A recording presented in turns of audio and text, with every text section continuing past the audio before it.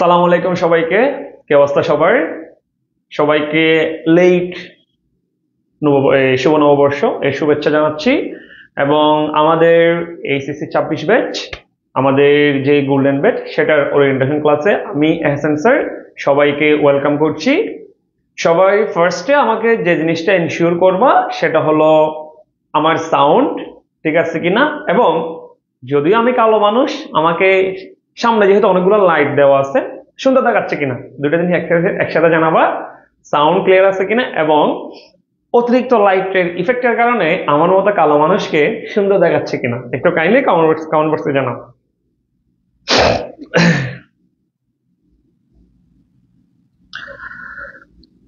যদি সবকিছু ঠিক থাকে, তোমরা ফার্স্টে যে কাজটা করবা সেটা হলো তোমার ফ্রেন্ডের মেনশন করবা এবং তোমার নিজের ওয়ালে লাইভটা শেয়ার করবা।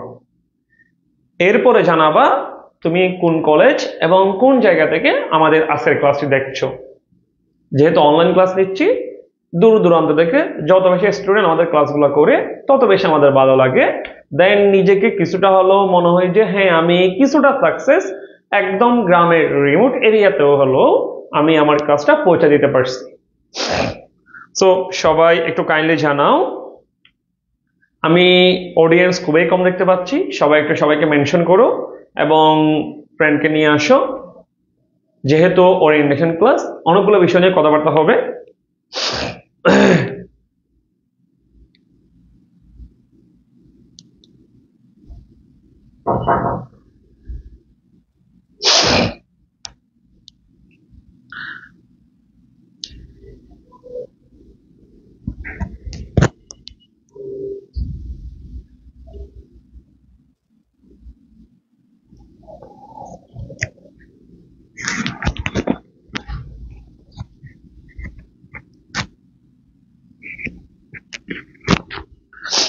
আচ্ছা, সুন্দর এবং ক্লিয়ার সাউন্ড ভাইয়া। আচ্ছা, মানে সুন্দর কি আমাকে বলছেন? এটাকে শুভ হাসান, ধন্যবাদ।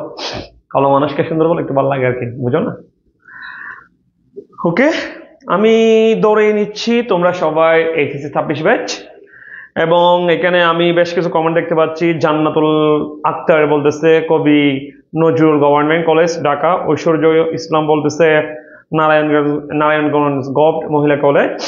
এরপর বলা হচ্ছে তোমার মামুন ইসলাম গাইবান্ধা সুন্দরগঞ্জ থেকে। নীরব চন্দ্র সাউন্ডস গুড, ওকে। এরপর আমরা দেখতে পাচ্ছি নূর আবরার রাজিন, ওর কয়েকটা ফ্রেন্ডকে মেনশন করে দিল। এরপর শুভা হাসান, ও পড়ালেখাতে ক্লাস করতেছে, মেনশন করছে পড়ালেখাকে, ধন্যবাদ। এরপরে শুভা হাসান লালমনিরহাট সরকারি কলেজ। উম্মে সালিম, সালাম আলাইকুম। ওয়ালাইকুম সালাম। রিজবা খন্দকার, সালাম আলাইকুম ভাইয়া। ওয়ালাইকুম সালাম। আলোকিত হৃদয়, আমরা চাই তোমার হৃদয়টা আরো আলোকিত হোক। ওয়ালাইকুম সালাম। শুভ হাসান লালমনিরহাট সরকারি college. Noor Abrar Rajin Ispahani public college and school and college, Puja Dey তোমার সীতাকুণ্ড সরকারি কলেজ। এরপর একজনের নাম আরবিতে দেখা যাচ্ছে না, এটা মোস্ট প্রবাবলি নোহা, আমার অফলাইনে প্রাইভেট বেসের স্টুডেন্ট, ও হচ্ছে 25 ব্যাচ। আব্দুল্লাহ আল মারুফ ক্যান্টনমেন্ট কলেজ যশোর। বৃষ্টি রয় পেইড ক্লাস কবে থেকে শুরু হবে ভাইয়া, রুটিন পেয়ে যাবা। ফাতেমা আক্তার জাহিদা আসসালামু আলাইকুম। ওয়ালাইকুম আসসালাম। ওকে, এখানে আমি দেখতে পাই শাহরিয়ার হোসেন তুষার, যে হচ্ছে আমার ক্লাস খুব বেশি মিস দেয় অফলাইনে, ও ক্লাস করতেছে। আচ্ছা, এখন আসেন স্যার, আমরা তোমরা যারা 26 ব্যাচ, ফার্স্টে একটু যদি আমরা আমাদের যেহেতু আমরা সেকেন্ড পেপার নিয়ে কথাবার্তা বলবো, একটু সেকেন্ড পেপার নিয়ে কথাবার্তা আসি। দেখো, ফার্স্ট আফটার কোভিড তোমরাই ফার্স্ট যারা ফুল সিলেবাস এক্সাম দিবা, এই জিনিসটা মাথায় রাখবা। আফটার কোভিড তোমরাই ফার্স্ট যারা ফুল সিলেবাসে কি দিবা, এক্সাম দিবা। তোমাদের সেকেন্ড পেপারে 12টা টপিকস গুলা কি কি আশা করি সেটা তোমরা জানো। তো একদম তোমরা এত ছোট বাচ্চা না যে তোমাকে আমার টপিকস গুলো এখানে লিখে দিতে হবে। টপিকস কি সেটা তুমি জানো, সেজন্য আমি টপিক্সের দিকে যাচ্ছি না, তবে জাস্ট একটু করে কথা বলি। তোমরা জানো আমাদের গ্রামার পার্টে হচ্ছে 60 মার্কস, আর রাইটিং পার্টে হচ্ছে আমার 40 মার্কস, তার মানে তোমার 100 মার্কস। এখন শুনো, এই 40 মার্কস যে রাইটিং পার্ট, এখানেই কিন্তু তোমার ইংলিশে তুমি মার্কস কত পাবা সেটা ডিপেন্ড করে। তুমি যদি 90+ মার্কস এনশিওর করতে চাও, আমি ধরে নিলাম আমার এখানে যে 40 মার্কস রাইটিং পার্ট আছে, আমি অন এভারেজ ধরে নিলাম আমার এখানে 4টা টপিকস, প্রতিটা টপিকস হচ্ছে আমার 10 করে, আমি 40 ধরে নিলাম, ঠিক আছে। এখন তুমি একটু চিন্তা করতে ভাইয়া, আমার সেকেন্ড পেপারে যে রাইটিং পার্ট, সেখানে মনে করো আমার একটাতে প্যারাগ্রাফ, একটাতে অ্যাপ্লিকেশন, একটাতে হচ্ছে তোমার এই কম্পোজিশন, এরকম করে মনে করো আমাকে দিল, অথবা তোমার অন্য যে কোনো কিছু হইতে পারে। আমি কি একদম 10-এ 10 পাবো? তুমি আনসার দিবা না স্যার পাবো না। তাহলে একটু চিন্তা করো তো, তোমার মার্কস এই 10-এর মধ্যে যদি তোমাকে স্যার অন এভারেজ 8 করেও দেয়, তাহলে তোমার কিন্তু -2 করে কিন্তু লেস। তার মানে তুমি 40 নাম্বারে রাইটিং পার্টে তুমি মার্কস পাচ্ছ 32। এখন তুমি যদি রাইটিং পার্টে ফোকাস না করো, তাহলে তুমি বড় ধরনের মারা খাবা, বড় ধরনের সাফার করবা, কারণ গ্রামারে 60 তুমি জীবনেও পাবা না, সহজ হিসাব। হ্যাঁ, খুব রেয়ার এটা পাওয়াটা, এটা ইতিহাসে এরকম বলে। আমি গ্রামার পার্টে ধরে নিলাম, ঠিক আছে, আমার 50+, আমি ধরে নিলাম 55, তাহলে স্যার আমি যদি এখন হিসাব করি 55 আর 32, তাহলে আমার কত হচ্ছে 87, কিন্তু আমার টার্গেট ছিল কত 90+। তার মানে আমার রাইটিং পার্টে নাম্বার আরো বাড়াইতে হবে, প্রত্যেকটা জিনিস এমন ভাবে লিখতে হবে যাতে স্যার আমাকে 10 যদি নাও দেয় 9.75 যাতে দেয়। কিছু বুঝছো? আমাকে মাথা রাখতে হবে যাতে 9.75 যাতে দেয়, অথবা আচ্ছা 75 তো নাই, 9 পয়েন্ট, আসলে অ্যাডমিশনের কথাটা মাথায় চলে আসে, অ্যাডমিশনে তো 0.25 এর হিসাব আছে, সরি 9.50 যাতে দেয়, বা 9.5 যেটা তোমরা বলো। এরপর স্যার রাইটিং পার্টের জন্য কিছু সাজেশন দিয়েন। তোমরা যারা এই 26 ব্যাচ, তোমরা একটা জিনিস মাথা রাখবা, তোমাদের রাইটিং পার্টে যেহেতু তোমরা অনেকদিন পরে ফুল সিলেবাস এক্সাম দিবা, তবে তোমাদের মোস্ট প্রবাবলি ফার্স্ট ইয়ার যে ফাইনালটা হবে, কারণ তো ফার্স্ট পেপার থেকে কোয়েশ্চেন আসবে, বা কিছু কলেজ আবার ইংলিশে একটা ঝামেলা যে তোমার কিছু ফার্স্ট পেপার কিছু সেকেন্ড পেপার, এরকম ওনারা কথাবার্তা বলে, বুঝছো? তো এটা দিয়ে আমরা আস্তে আস্তে ক্লাসে কথাবার্তা বলবো, ফার্স্ট পেপার কি হচ্ছে, সেকেন্ড পেপার কি হচ্ছে, তো এই বিষয়গুলো নিয়ে আমরা কথাবার্তা বলবো। এখন আসেন, ওকে স্যার, তোমরা জানো আমাদের সেকেন্ড পেপারে যে টপিকস গুলা, ওখানে একদম আর্টিকেল থেকে শুরু, ঠিক আছে। তো আজকে আমি স্পেসিফিক তোমার একদম ধরে একদম যে টপিকস কোন একটা শুরু করবো এমন না, আজকে আমি তোমাকে জাস্ট কয়েকটা বেসিক কনসেপ্ট নিয়ে কথা বলার ট্রাই করব, এরপর নেক্সট থেকে হচ্ছে আমরা আমাদের একদম শিডিউল যে ক্লাস সেখানে আমরা চলে যাব। তবে আজকের এখন যে বেসিক কনসেপ্টগুলো নিয়ে আমরা কথা বলবো, ওই বেসিক কনসেপ্টগুলো থেকে তুমি মোটামুটি তোমার যে ইংলিশের জেনারেল যে নলেজগুলো সেগুলা তুমি কিছুটা ক্লিয়ার করতে পারবা। আসলে আমার একটু সর্দি, সেজন্য কিছুক্ষণ পর আমার নাকে হচ্ছে টিস্যু দিতে হচ্ছে, আমার জ্বর সর্দি, এরপরেও তোমার কাজটা নিতে হবে। আচ্ছা, এখন আসেন ফার্স্টে আমরা আজকে তোমাদের কিছু কমন কনফিউশন নিয়ে কথা বলবো। এর মধ্যে আমরা ফার্স্টে যেটা নিয়ে কথা বলবো সেটা হলো জিরান ভার্সেস পার্টিসিপল। জিরান ভার্সেস কি পার্টিসিপল, এটা নিয়ে আমরা তোমার বেসিক যে কনসেপ্টগুলো তোমাদের কনফিউশন থাকে সেই জিনিসগুলা আমরা ক্লিয়ার করব, ঠিক আছে? এরপরে আমরা আরো একটা জিনিস নিয়ে কথা বলার ট্রাই করব, সেটা হলো তোমার অবজেক্ট এবং অবজেক্ট ভার্সেস কমপ্লিমেন্ট, ঠিক আছে? আপাতত আমাদের প্ল্যানিং হচ্ছে এই দুটা বেসিক কনসেপ্ট নিয়ে আমরা কথা বলবো, দেন যদি দেখা যাচ্ছে না আমাদের হাতে গুড ইনাফ টাইম আছে, দেন হয়তো আমরা আরো দুই একটা বিষয় নিয়ে আগাবো। কি বলতে বোঝা গেছে? আচ্ছা, এখন আসেন স্যার, ফার্স্টে আমরা জিরান ভার্সেস পার্টিসিপল নিয়ে কথা বলি। এটা খুব সম্ভবত আমি 25 ব্যাচের জন্য যে ফ্রি ক্লাস নিচ্ছি তোমার এই ওয়ার্ড পড়াচ্ছি, ওখানে আমি একটু করে আইডিয়া দিয়েছিলাম। আজকে আরেকটু খুঁটিনাটি বিষয়গুলো নিয়ে কথা বলার ট্রাই করবো। ফার্স্ট স্যার, প্রথমত হচ্ছে এই জিরান এবং পার্টিসিপল এই দুইটা মানে কি তোমরা সবাই জানো? এই জিরান মানে আমরা সবাই জানি বা তোমরা সবাই জানো ভার্ব এর সাথে আইএনজি। এই পার্টিসিপল মানে তুমি বা আমরা সবাই জানি এটা মানে কি ভার্ব এর সাথে আইএনজি। ওকে, এটা নিয়ে কারো কোনো কনফিউশন থাকার কথা না। আচ্ছা,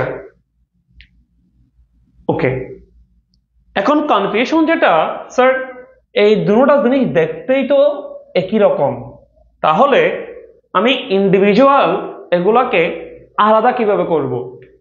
জিরান কোনটা কেমনে চিনবো, পার্টিসিপল কোনটা কেমনে চিনবো? তোমার কোয়েশ্চেন আসবে এটা, রাইট? সেই কোয়েশ্চেনটার খুব ইজি হতে আনসার দেওয়ার ট্রাই করব আমরা। কি বলছে বুঝছো? এখন আসেন স্যার, এর আগে আরো কিছু বেসিক কনসেপ্ট নিয়ে কথা বলা যাক। বেসিক কনসেপ্ট গুলো কিরকম, তোমাকে কিছু টেকনিক শিখাই দিই। স্যার, জিরানটা তুমি একটা এন দেখতে পাচ্ছ না, এই যেখানে একটা এন দেখতে পাচ্ছ না, এই এন মানে কি জানো? নাউন। মানে এটা একটা টেকনিক, মানে সূরা বুদ্ধি। এটা একটা কি বুদ্ধি? সূরা বুদ্ধি। তার মানে জিরান্ডের মধ্যে একটা এন আছে, সেই এন দিয়ে তুমি মনে রাখবা নাউন। তার মানে জিরান কিসের কাজ করে? নাউনের কাজ করে। জিরান কিসের কাজ করে? নাউনের কাজ করে। ভার্বের সাথে আইএনজি যুক্ত ওয়ার্ড যেটা নাউনের কাজ করে সেটা জিরান। আমরা এখন বেসিক কথা বলতেছি। এরপরে পার্টিসিপলে কি আছে? এ আছে। মাথায় রাখবা এ মানে অ্যাডজেক্টিভ। এ মানে কি? অ্যাডজেক্টিভ। তাহলে তুমি বুঝে গেছো ভার্বের সাথে আইএনজি যেটা নাউনের কাজ করে সেটা জিরান, ভার্বের সাথে আইএনজি যেটা পার্টিসিপলের কাজ করে সেটাকে অ্যাডজেক্টিভ বলতে পারো, অথবা ভার্বের সাথে আইএনজি যেটা অ্যাডজেক্টিভের কাজ করে সেটা হচ্ছে কি পার্টিসিপল। এই কনসেপ্টটা মোটামুটি আমরা বেসিক ধারণা থেকে পাইলাম যে ভার্বের সাথে আইএনজি মানে যেহেতু জিরান এবং পার্টিসিপল দুটো একসাথে বোঝায়। তবে আমরা যদি একটু পার্টস অফ স্পিচ রিলেটেড কথাবার্তা বলি, তাহলে তোমার জিরানকে আমরা নাউনের মধ্যে পেলি আর পার্টিসিপলকে আমরা অ্যাডজেক্টিভের মধ্যে পেলি। এটা হচ্ছে বেসিক কনসেপ্ট। এখন আসেন আরেকটু ডিটেলসে যাই। আরেকটু ডিটেলস কিরকম, তুমি এখন একদম সুন্দর করে এগুলো ফাইন্ড আউট করবা কিভাবে? আমি নর্মালি যেটা করার ট্রাই করি সেটা হচ্ছে আমি ফার্স্টে তোমাকে ইজি এক্সাম্পল দেওয়ার ট্রাই করি। এটা কেন করে একটু তোমাকে বলি। তোমাকে যদি আমি ফার্স্টেই একটা কঠিন এক্সাম্পল দিয়ে দিই, তুমি সেটা বুঝো না বা বুঝো নাই, তখন ওই জিনিসটা নিয়ে তোমার মনের মধ্যে একটা ভয় ঢুকে যাবে, বিকি ঢুকে যাবে। তোমার মনে হবে জিনিসটা আসলেই কঠিন, তখন তোমার কনফিডেন্সটা লো হতে থাকবে। সেজন্য আমি পার্সোনালি যেটা করার ট্রাই করি, আমি ফার্স্ট এক্সাম্পলগুলো একটু ইজি দেখে করানোর বা দেখানোর ট্রাই করি, এই কারণে যাতে তোমার কনফিডেন্সটা লো না হয়, বরং কনফিডেন্সটা আপ হয়। কারণ আমি যতই পড়াশোনা করি না কেন, কনফিডেন্স যদি ঠিক না হয়, কনফিডেন্স যদি পারফেক্ট না হয়, রেজাল্ট ভালো করা টাফ, টপিক্সটাও মাথার মধ্যে ঢুকানো টাফ। এখন আসেন, আমি এখন সেন্টেন্স লিখবো, সব জায়গায় বারবার সাথে আইনজি থাকবে এরকম, ঠিক আছে? আচ্ছা আসো, ফার্স্ট একদম আমি যদি বলি আমাদের দাদার, আমাদের এক্সাম্পল দিচ্ছি, walking is a good habit. আর একটা এক্সাম্পল দিলাম, I like gardening. I like কি? গার্ডেনিং। আর একটা এক্সাম্পল দিলাম, falling objects obey gravity. Sir একটু খেয়াল করো, এবার একটু খেয়াল করো, আমি এখানে তিনটা এক্সাম্পল দিছি না? তিনোটা এক্সাম্পলে কিন্তু ভার্বের সাথে আইএনজি আছে। এখানেও ভার্বের সাথে আইএনজি, এখানেও ভার্বের সাথে আইএনজি, এখানেও ভার্বের সাথে আইএনজি। অর্থাৎ আমি একটু মিক্স আপ করার ট্রাই করছি। ভার্বের সাথে আইএনজি কখনো শুরুতে, কখনো শেষে, আবার কখনো শুরুতে।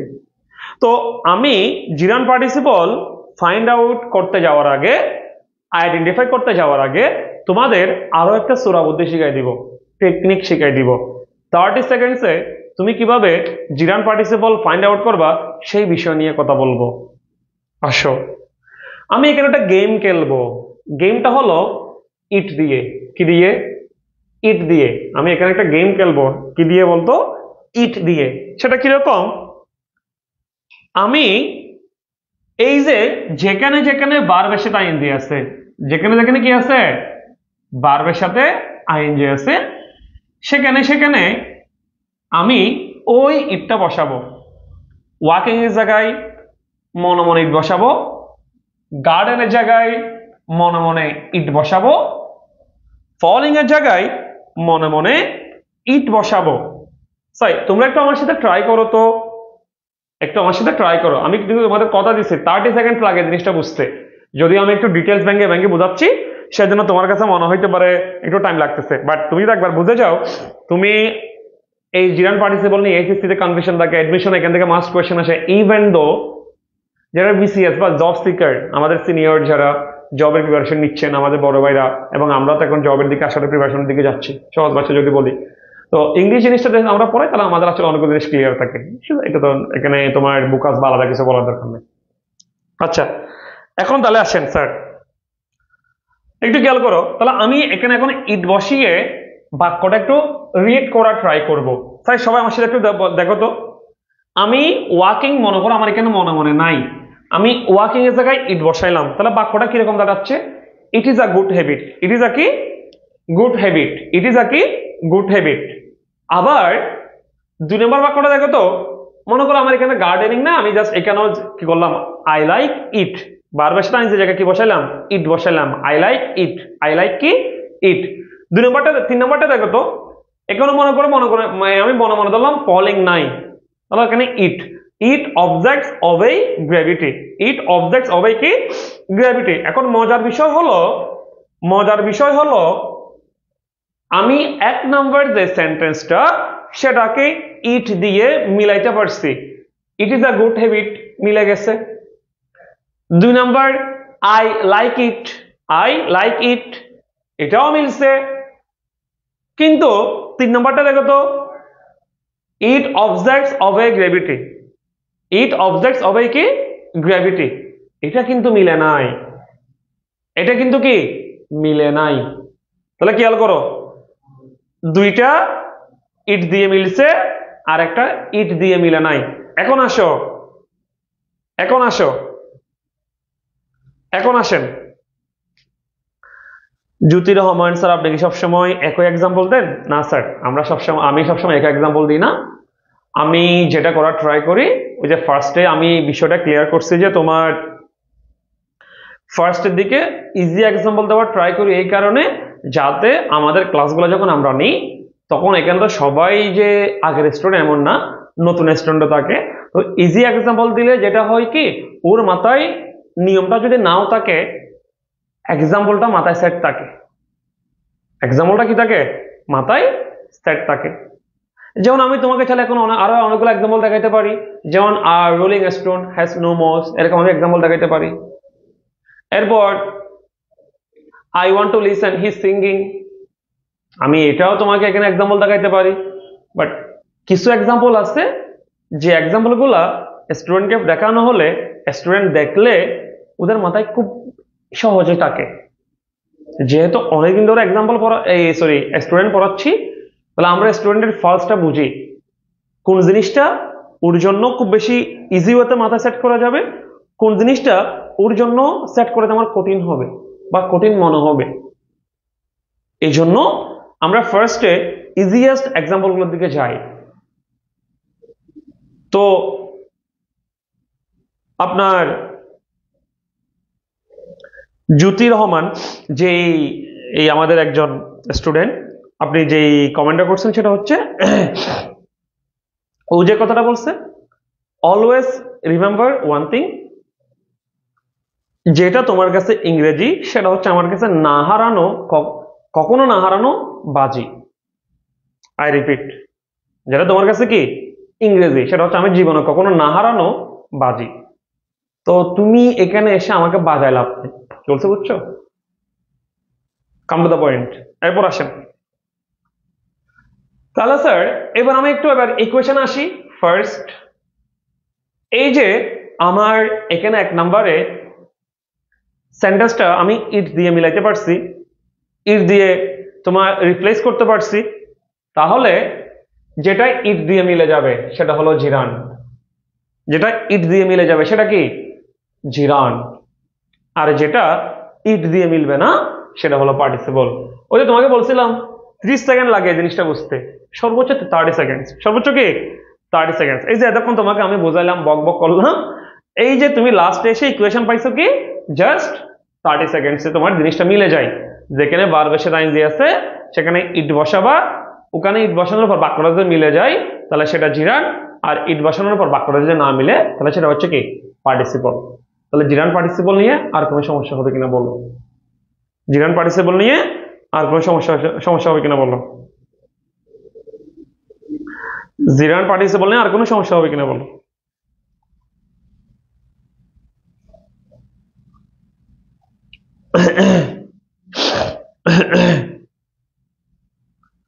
স্যার একটু কাইন্ডলি ভাই একটা জানাও, জিরান এবং পার্টিসিপল নিয়ে আর কোনো সমস্যা হবে কিনা বলো। অর্থাৎ আমি ফার্স্টে বলছি আমরা তোমাদের বেসিক 2-1টা টপিকস নিয়ে কথা বলার ট্রাই করবো, যেগুলো তোমাকে ক্লিয়ার করে দেওয়ার ট্রাই করবো। স্যার জিরান পার্টিসিপল তোমার শুধুমাত্র এসএসসি না, এটা তোমার এডমিশনের কাজে লাগবে। ইভেন তুমি যখন বিসিএস দিবে তখন তুমি আমার কথাটা স্মরণ করবা, যদি আল্লাহ বাঁচায় রাখে জব স্টুডেন্টও পড়াবো সামনে, ততদিনে তুমি হয়তো জব শিকার হবা, তখন হ্যাঁ ভাই আমার কথা এটা শিখেছিলেন, এরকম অনেকগুলো বিষয় আসবে। তাহলে জিরান পার্টিসিপল গেল, একটু রিভিউ করি, শুরু থেকে একটু রিভিউ করি। যাদের মাঝখানে গ্যাপ গেছিল বা মাঝখানে ওই যে একটু মেসেজ দিছি কিনা চেক করতে গেছিল কেউ, তাদের জন্য একটু রিভিউ করি। জিরান্ড এর মধ্যে একটা এন আছে, মাথা রাখবে একটা নাউন, পার্টিসিপলের মধ্যে একটা এ আছে, মাথা রাখবে এটা মানে অ্যাডজেক্টিভ। কিন্তু ব্যতিক্রম হলো দুটা বার বেশি ইংরেজি। প্রথমে আলাদা ছিল, জিরান্ড নাউনের কাজ ছিল, পার্টিসিপল অ্যাডজেক্টিভের কাজ ছিল, কিন্তু দেখতে দুটোটা একই, কি একই, দুটোতে বার বেশি ইংরেজি। তো আমরা ইজি ওয়েতে কিভাবে আইডেন্টিফাই করবো? ইজি ওয়েতে আইডেন্টিফাই করতে গেলে যেটা সব থেকে গুরুত্বপূর্ণ সেটা হলো আমি বার বেশি ইংরেজি যেখানে দেওয়া থাকবে সেখানে ইট বসানোর ট্রাই করব। ইট বসানোর পর যে বাক্যটা মিলে যাবে সেটা জিরান, ইট বসানোর পর বাক্যটা যেটা মিলবে না সেটা হচ্ছে কি তোমার এই পার্টিসিপল। বুঝা গেছে? ওকে স্যার আসেন। একজন বলছে স্যার ইনফিনিটিভের এক্সাম্পল দেন। স্যার ইনফিনিটিভের এক্সাম্পল বলতে আপনার এই আমরা তো আসলে টপিকসের নামে দিয়েছি জিরান পার্টিসিপল, সেজন্য আমরা ইনফিনিটিভ দিকে যাচ্ছি না, চলছে, বোঝা গেছে? আর তবে আমি যদি একটু বলতে রাখি, ইনফিনিটিভ মানে 2 + B1, তো ইনফিনিটিভ এর মধ্যে কিন্তু একটা এন আছে, তার মানে ইনফিনিটিভ মানেও নাউন বলতে পারো, অর্থাৎ ইনফিনিটিভ নাউনের কাজ করে। ইনফিনিটিভ কিসের কাজ করে? নাউনের কাজ করে। ওকে, আসেন স্যার, এরপর তোমাকে আমি যে টপিকসটা দেখাতে যাচ্ছি সেটা হলো অবজেক্ট। আচ্ছা, এটা তো দেখা যায় না স্যার। সব থেকে গুরুত্বপূর্ণ টপিক, যেটা নিয়ে আমাদের বইয়ে অনেকগুলো ইকুয়েশন থাকে, অনেকগুলো শর্ত, একটা দুইটা তিনটা চারটা পার্থক্য অনেকগুলো দেখায়। আমরা এটাও ঠিক সেম 30 সেকেন্ডে বোঝানো ট্রাই করব। Object versus complement. মজার বিষয় হলো দুটোটা দেখতে একই রকম কিন্তু ঝামেলা আছে, ওই বিষয়গুলো আমরা ক্লিয়ার করার ট্রাই করব। বোঝা গেছে? এর আগে একটা অবজেক্ট নিয়ে কথা বলি। স্যার শুনো, ইংরেজি তুমি কখনো মুখস্থ করে কিছু করতে পারবে না। তুমি যদি মুখস্থ করে ইংরেজিতে আসলে কিছু করতে পারতা, তাহলে তুমি এখন 11 বছর বা 12 বছর পড়াশোনা করার পরেও তোমার ইংরেজিতে এত সমস্যা থাকার কথা না। তার মানে ইংরেজি মুখস্থ করার জিনিস না, তোমাকে এটা প্র্যাকটিক্যালি ফিল করতে হবে। ফিল করতে হবে। আমি নেক্সট 5 মিনিটস তোমাকে ইংরেজির সাথে তোমার প্র্যাকটিক্যাল একটা মিলাই দেখাবো। কিরকম একটু দেখো, এটা অবজেক্ট ভার্সেস কমপ্লিমেন্টের বাইরের টপিকস, একটু খেয়াল করো তো। আচ্ছা স্যার, আমাদের সবার একটা ফ্যামিলি আছে না, একটা পরিবার আছে না? সবার একটা কি আছে? ফ্যামিলি আছে, পরিবার আছে। এই পরিবারে প্রধান কর্তা হচ্ছে দুইজন, একজন হচ্ছে বাবা, আরেকজন হচ্ছে মা। আর এর বাইরে থাকা হচ্ছে কারা? সন্তানরা। এখন সন্তান একটা, দুইটা, তিনটা হতে পারে। ওকে, ঠিক আছে, মনে করো এটা একটা ফ্যামিলির স্ট্রাকচার। এবার তুমি আসো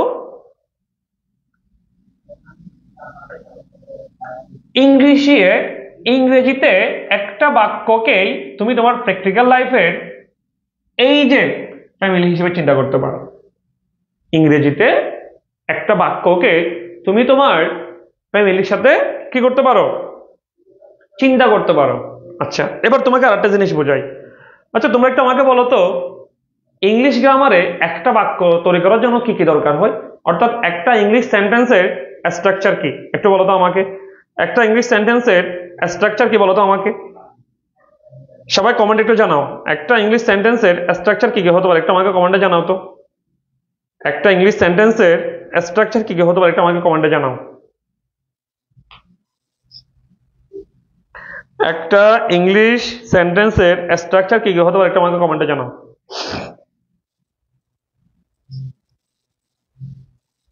একটা ইংলিশ সেন্টেন্সের স্ট্রাকচার কি কি হতে পারে, একটু কমেন্টে জানাও। আমি একদম আন্ডা বাচ্চার একটা কোয়েশ্চেন করতেছি, কোয়েশ্চেনটা কেন করতেছি একটু পরে তুমি বুঝবা এবং তোমরা নিজেরাই বলবা হ্যাঁ আসলে তো ভাই আর কোয়েশ্চেনটা করাটা লজিক্যাল ছিল।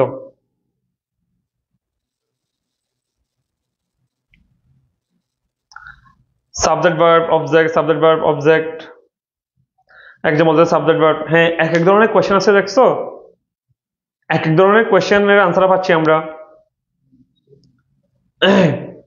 তাবাসসুম শিমু স্যার, আমার খুব ইচ্ছে করে আপনাদের অফলাইনে পড়তে যাওয়ার।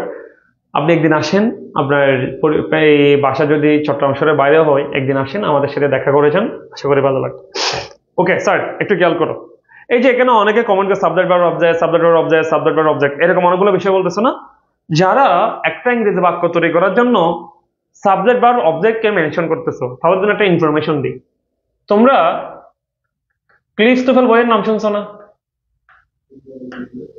ক্লিফটোফেল বইয়ের নাম শুনছো না? যেটাকে আমরা ভার্সিটি অ্যাডমিশনের জন্য মেডিসিন বলি আর কি, ঠিক আছে? ওই ক্লিফটোফেল বইয়ের 39 নাম্বার পেজে যাবা। ক্লিফটোফেল বইয়ের 39 নাম্বার কিসে যাবা? পেজে যাবা। ওখানে একটা টপিকস আছে, নর্মাল সেন্টেন্স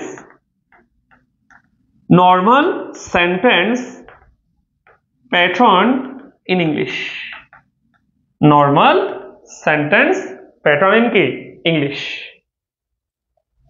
এখন আসে ক্লিফটোফেল বইয়ের 39 নাম্বার পেজে গিয়ে নিচের দিকে, পেজের নিচের দিকে নর্মাল সেন্টেন্স প্যাটার্ন ইংলিশ নামক এই টপিকসটা দেখবা। তো ওখানে অনেক কিছুতে লিখে আছে, একটু সামারি করি। ওখানে বলা আছে, আমি এখন যেটা বলছি সেটা একটু শুনো।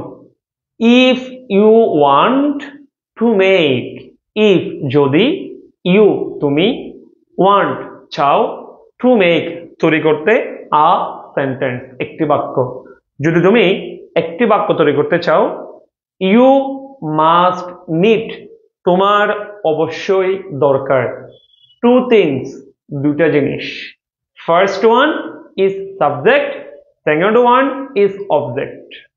সরি, ফার্স্ট ওয়ান ইজ কি সাবজেক্ট, সেকেন্ড ওয়ান ইজ কি ভার্ব, নট অবজেক্ট।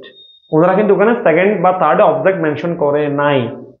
ওনারা এখানে যেটা করছে, first one is subject, second one is কি ভার্ব। ফার্স্ট ওয়ান ইজ কি সাবজেক্ট, সেকেন্ড ওয়ান ইজ কি ভার্ব। তোমাকে আমি আরেকটু ডিপে যাই।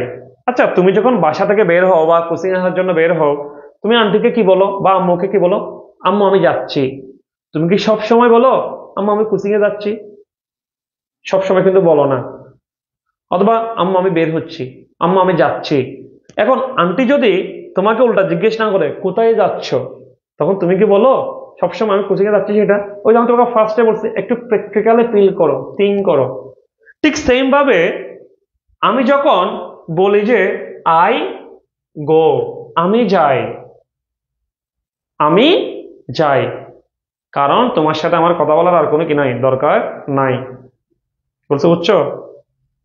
ওই যে তোমরা বলো না, এই তোমার সাথে কেন কথা বলা দরকার না, কারণ তুমি রাখোনি কথা, সেজন্য আমি পেলাম অনেক ব্যথা।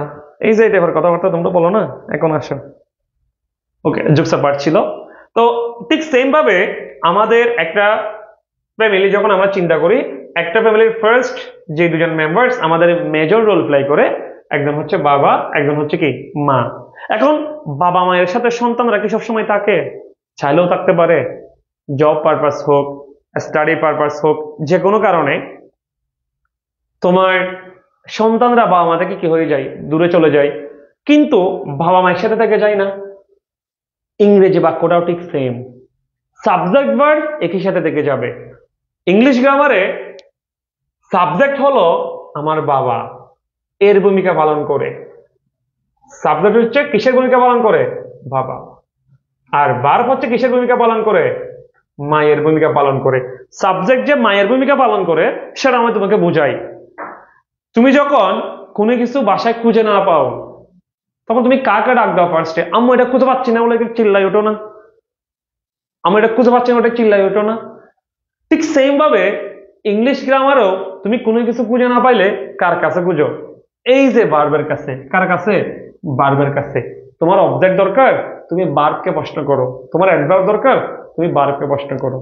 আবার একটা জিনিস চিন্তা করো তো, আমাদের মা যার কাছে আমরা সবগুলো জিনিস খুঁজি,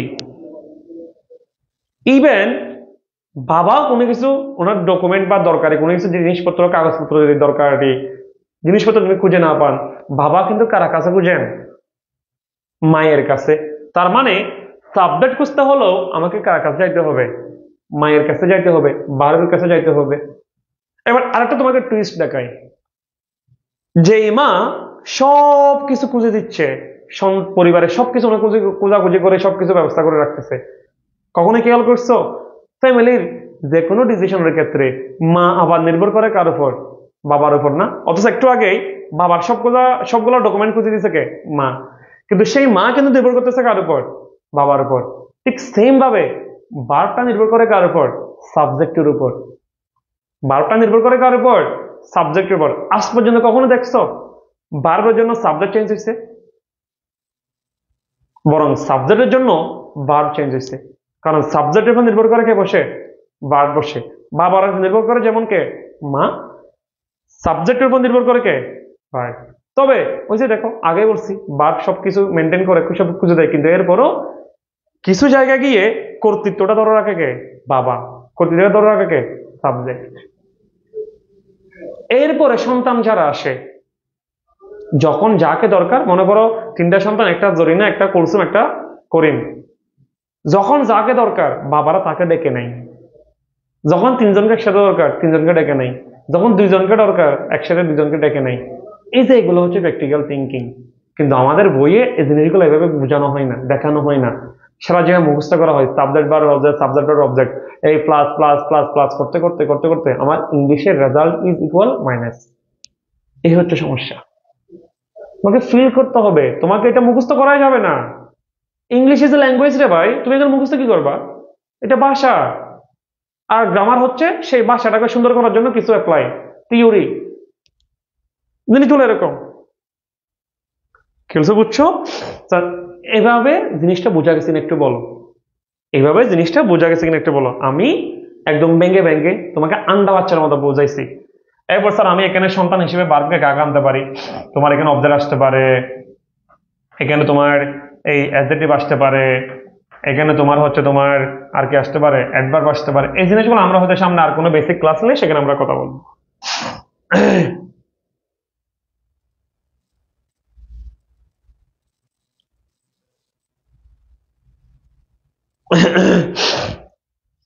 স্যার কনসেপ্টটা এতটুক বুঝছি কিনা বলো।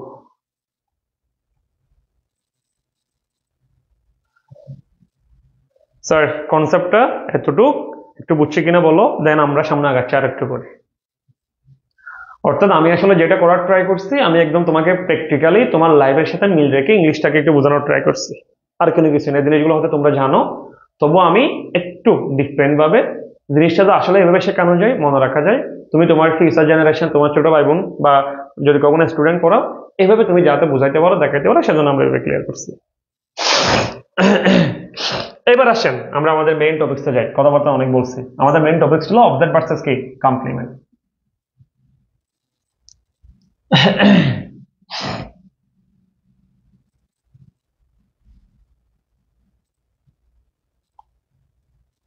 স্যার আসেন।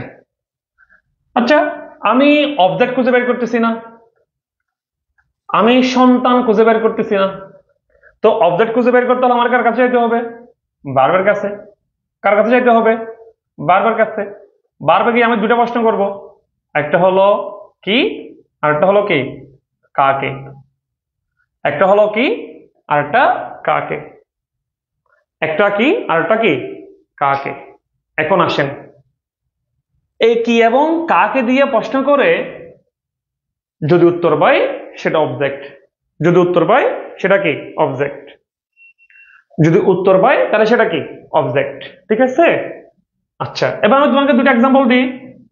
আমি এক্সাম্পল দিলাম কি, মনে করো আমি বললাম হি প্লেস, হি প্লেস কি ক্রিকেট, হি প্লেস ক্রিকেট। আবার বললাম he is a doctor. Sir twist, মজার জিনিস কোথায় আসছে দেখো, মজার জিনিস কোথায় আসছে দেখো। এখন আমি বার্বকে প্রশ্ন করি, তো আমার এখানে বার্বকে দেখো তো প্লেস, আর এখানে বার্বকে ইজ। আমি কি অথবা কাকে দিয়ে প্রশ্ন করব? প্লেস মানে কি খেলা করা, কি খেলে ক্রিকেট খেলে, কি খেলে ক্রিকেট খেলে। তখন আমি কি দিয়ে প্রশ্ন উত্তর পাইছি? কি দিয়ে প্রশ্ন করে কি উত্তর পাইছি না? এবার আসো তো, হি ইজ আ ডক্টর, সে কি, সে একজন ডক্টর, সে কি, সে একজন ডক্টর। তাহলে খেয়াল করো তো, এখানেও কিন্তু কি দিয়ে উত্তর পাই গেছি, মানে এটাও অবজেক্ট। কিন্তু কিন্তু ঝামেলা কোন জায়গায় দেখো, দুইটাই আমি কি দিয়ে প্রশ্নের উত্তর পাচ্ছি, বা কাকে দিয়ে প্রশ্নের উত্তর পাইতে পারি, ওয়ার্ড যদি এরকম থাকে। এখন কি অথবা কাকে দিয়ে প্রশ্নের উত্তর পাইলেই সেটাকে অবজেক্ট বলা যাবে না। কি অথবা কাকে দিয়ে প্রশ্নের উত্তর পাইলে সেটাকে কি বলা যাবে না?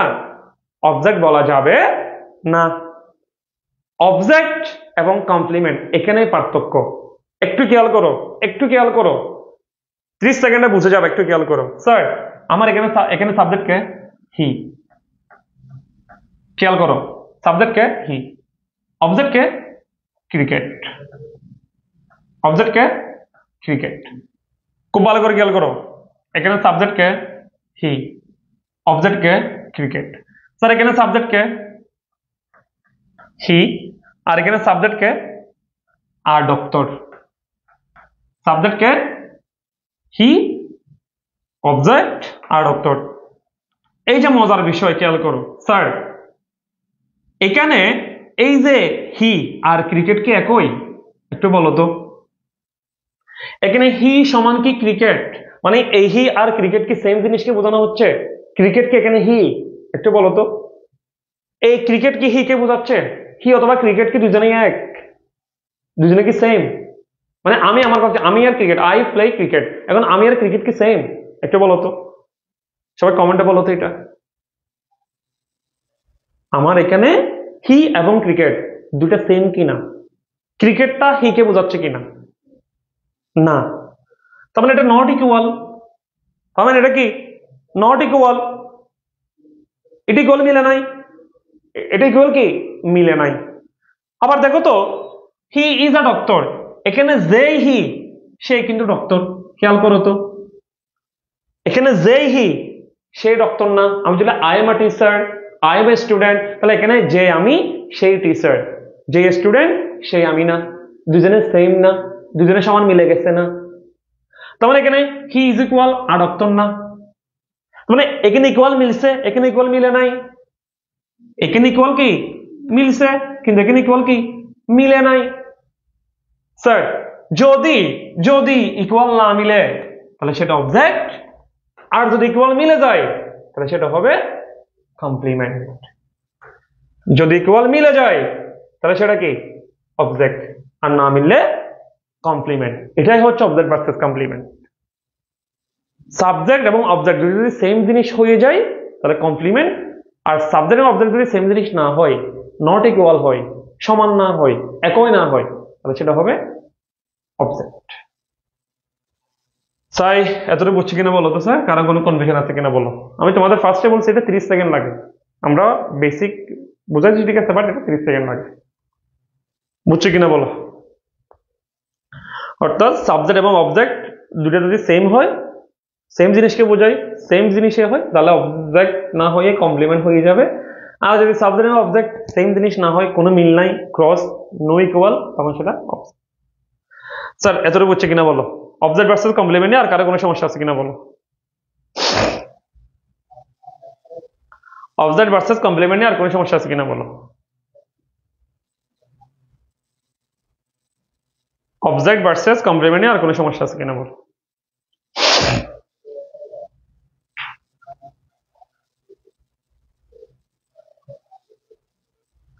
নূর, আবরার, রাজিন, তাহলে কি স্যার দ্বিতীয় বাক্য অবজেক্ট নাই? না, তার দ্বিতীয় বাক্য অবজেক্ট না, বরং তুমি এটাকে বলবা কমপ্লিমেন্ট। দ্বিতীয় বাক্য অবজেক্টকে তুমি কি বলবা? কমপ্লিমেন্ট। দ্বিতীয় বাক্যের অবজেক্টকে তুমি কি বলবা? কমপ্লিমেন্ট।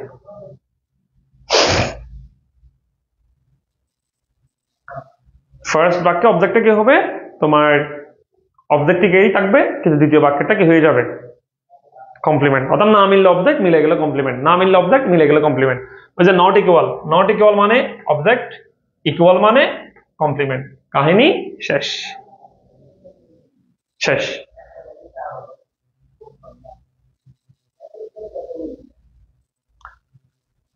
স্যার আমরা আজকে তোমার জাস্ট সিম্পলি দুটা টপিকস নিয়ে কথা বলছি। আজকে আমরা রেগুলার কোনো কিছুতে যাই নাই, আমরা রেগুলার আমাদের শিডিউল ক্লাসে চলে যাব ধারাবাহিক টপিকস গুলোতে। আমরা আজকে সিম্পলি যে দুটো টপিকস নিয়ে কথা বলছি, নতুন কিছু শিখতে পারছে কিনা জাস্ট একটু জানাইও। নতুন কিছু যদি শিখতে পারো সেটাই হবে আমার জন্য কি তোমাদের পক্ষ থেকে একটা প্রাপ্তি। হ্যাঁ, আমি গত তোমার কয় ঘন্টা, কতক্ষণ, এই যে আমরা অ্যারাউন্ড তোমার 50 মিনিটস এর মতো যে ক্লাস নিচ্ছি, সেখানে আমার যে কষ্ট, সেটা যদি তোমরা নতুন কিছু শিখে থাকো, ইউনিক কিছু শিখে থাকো, সেটা হচ্ছে আসলে দিন শেষে আমাদের প্রাপ্তি।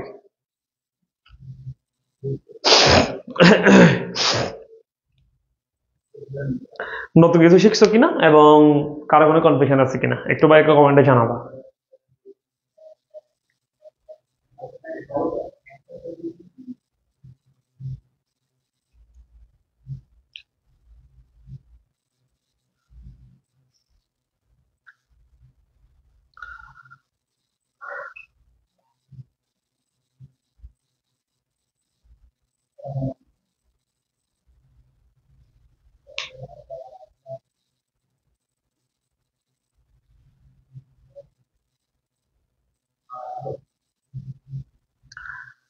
এই রাফিয়া বিনতে রাফু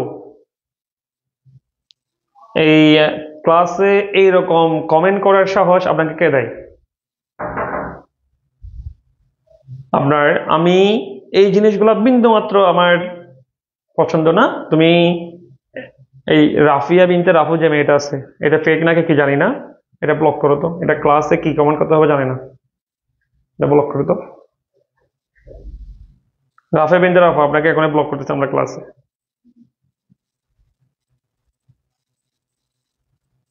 টিচারকে কথা বলার আগে চিন্তা করতে হবে, কমেন্ট করার আগে চিন্তা করতে হবে।